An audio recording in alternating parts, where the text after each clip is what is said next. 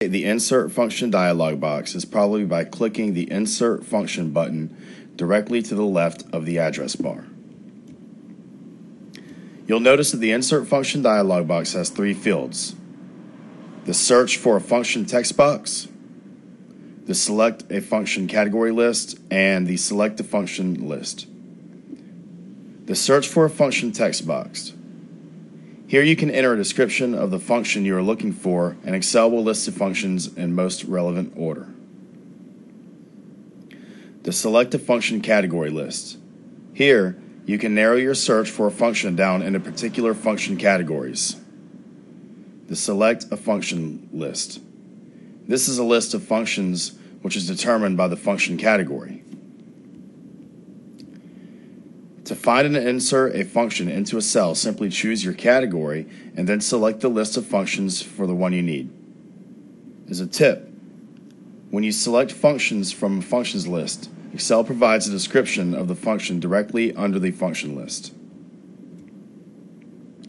Once you've located the function you need, simply select the function and click OK, and the function arguments dialog box will appear.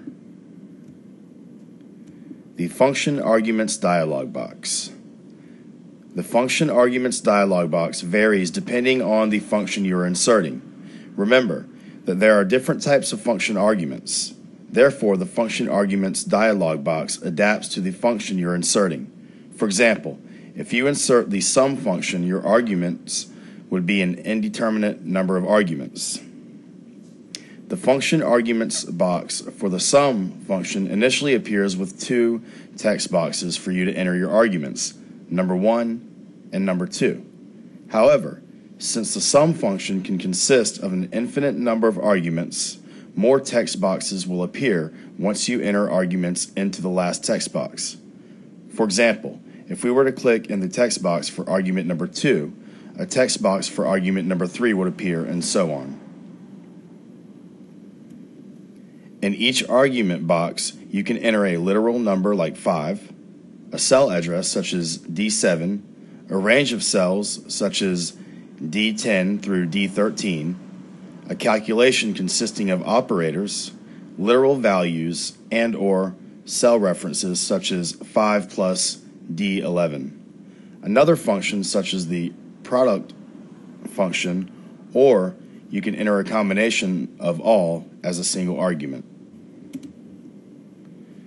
There are other functions that only require a single argument. An example of this would be the square root function, which finds the square root of a number. The function dialog box for this function only has a single argument titled number. This is because you are only able to find the square root of a number. In the argument box, you can enter a literal number, a cell reference that contains a numeric value, a calculation using operators, literal numbers, and/or cell references, or other functions. For the square root function, you cannot simply enter a range of cells. If you want to find the square root of a range of cells, you will need to enter the range of cells as a function so Excel knows how you would like to calculate that range of cells. By simply entering in a range of cells, you are not telling Excel how you would like that range of cells to be calculated. Other functions require a fixed number of arguments. A good example would be the if function. The if function requires 3 arguments, no less and no more. The 3 arguments are the logical test, the value if true, and the value if false. If you leave an argument blank, Excel will treat it as a 0. In the logical test argument box, you can only refer to a cell or enter a numeric value.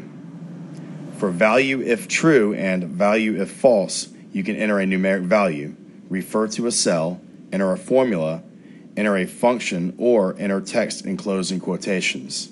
You cannot enter a range of cells. With the examples I've provided, you should be pretty familiar with the function dialog box. Remember that it is important to know the functions you are using and to experiment and practice to gain a better understanding.